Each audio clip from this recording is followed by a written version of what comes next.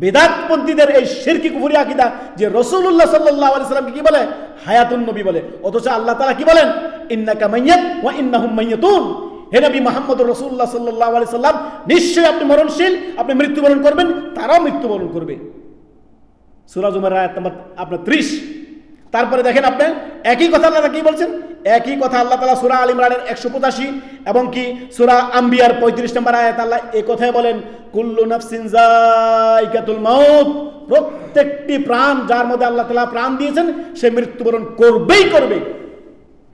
মা আয়েশা কি বললেন, মাতান নবী সাল্লাল্লাহু আলাইহি সাল্লাম, রাসূলুল্লাহ সাল্লাল্লাহু আলাইহি সাল্লাম ইন্তেকাল করেছেন। সহিহ বুখারীর হাদিস 4446 নম্বর হাদিস। আসেন আবু বকর সিদ্দিক কি বলেন, আবু বকর সিদ্দিক রাদিয়াল্লাহু তাআলা বলেন ফাইন্না মুহাম্মাদান কাদ মাত, শুনে রাখো মুহাম্মদুর রাসূলুল্লাহ সাল্লাল্লাহু আলাইহি সাল্লাম কাদ মাত, তিনি মৃত্যুবরণ করেছেন, তিনি ইন্তেকাল করেছেন, দুনিয়ার জীবন থেকে তিনি বিদায় নিয়েছেন, বারজাকে জীবনে তিনি রয়েছেন, কবরের জীবনে রয়েছেন তিনি।